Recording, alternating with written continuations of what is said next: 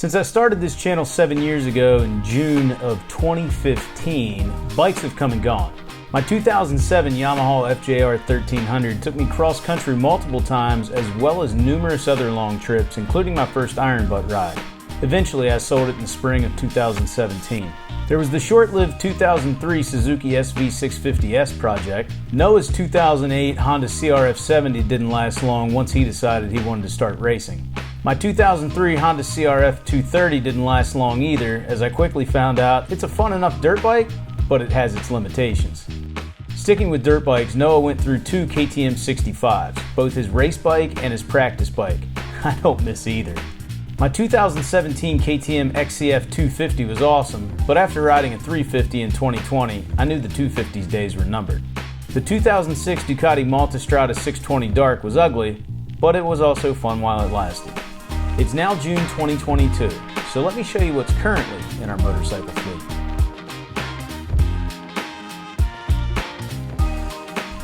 So this is it. This is the entire fleet of motorcycles we currently have in the garage as of June 2022. And believe it or not, every single bike actually runs.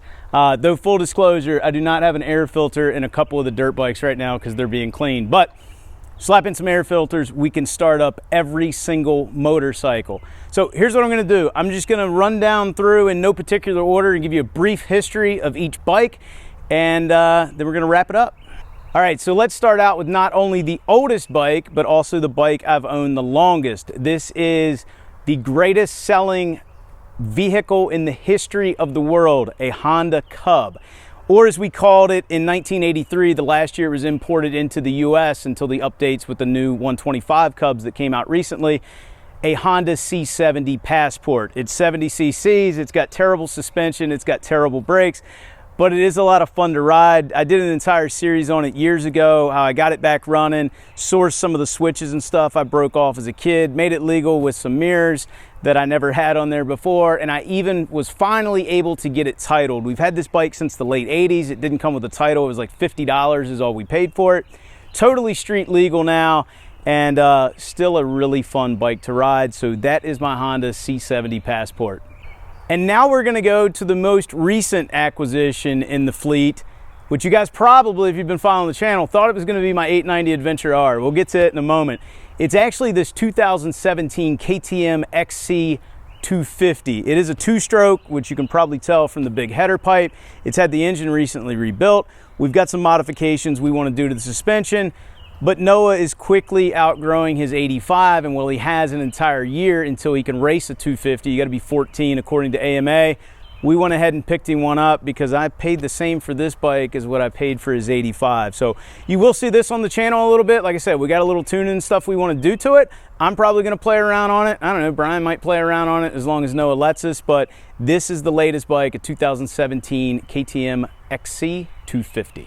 All right, so now we're gonna come down to the smallest bike. This is a 2008 Honda CRF 50. It's been modified a little bit. This used to be Noah's race bike. I've since put some tall handlebars on it so I can ride it around. We put a CRF 70 front end on it for better suspension. It's got a Fox shot on the rear.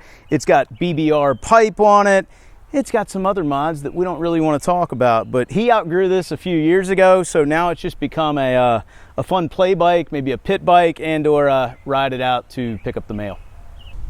Okay, so next we're going to talk about the pair of Honda CRF 100s. The red one is a 2005, while the white one is a 2006. The red one is pretty much totally stock. It's just a fun play bike. It's when people come out and want to learn to ride, this is what we put them on. It's real easy to learn to ride on. It's a great pit bike, and it's just an all-around fun play bike. And if we're taking a look at the white one, you may have seen the video series on it. The engine, drivetrain, exhaust, everything is stock on it. The main differences are it has been sprung heavier, both front and rear, and it's got a CRF 80 front wheel on it, which is a 16-inch front wheel as opposed to the 19-inch stock. It's got different plastics on it, different handlebars. Obviously, it's got some hand guards up here on it. And it's got road tires because starting next month, I plan on road racing this thing a little bit in the Mini GP series. So these things are pretty much indestructible. You know, change the oil, every once in a while and keep the air filter clean, and they'll probably outlast all of us.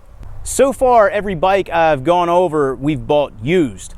This is one of the exceptions. This is Noah's 2019 KTM 85 SX. This is his race bike. He's been racing it the last few years, and he'll continue to race it for probably the next year. It's had some modifications done to it. We've done top ends on it. We've obviously put hand guards on it. The suspension's been revalved. We've also done a spring fork conversion on the front as opposed to the air fork it comes with.